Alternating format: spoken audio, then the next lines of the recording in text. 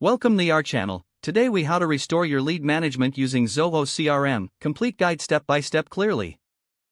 Begin by logging into your Zoho CRM account. Once logged in, navigate to the Leads module from the sidebar. Check if your leads database is up to date. If it's outdated, consider importing new lead data. To import leads, click on the Import button. Follow the prompts to upload your CSV or Excel file containing new leads. Review any duplicate leads and choose how to handle them. Next, assess the status of your current leads. Categorize leads based on their stage in the sales process. Utilize the Custom Views feature to filter leads by specific criteria. Now, set up lead assignment rules for your team. Go to Settings, then Automation, and select Assignment Rules. Create rules based on lead source or location for better distribution. Next, implement lead scoring to prioritize high-quality leads.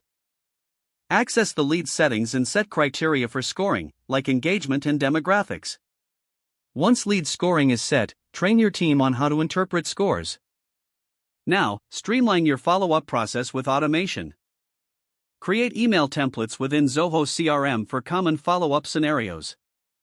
Set up workflow rules to automatically send emails to leads based on their actions.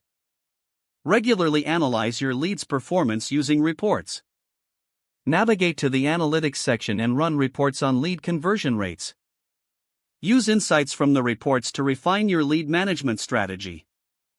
Consider integrating Zoho CRM with other tools like email marketing software for enhanced functionality. Finally, continue to refine your processes based on ongoing feedback and performance metrics. Make sure to periodically revisit your lead management settings as your business evolves. If the page does not load, refresh the browser or try again in a private or incognito window.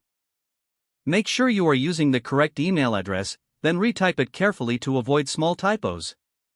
If your password is not accepted, use the reset option and create a new strong password you can remember. Check your spam folder for verification or security emails, then complete any requested confirmation steps.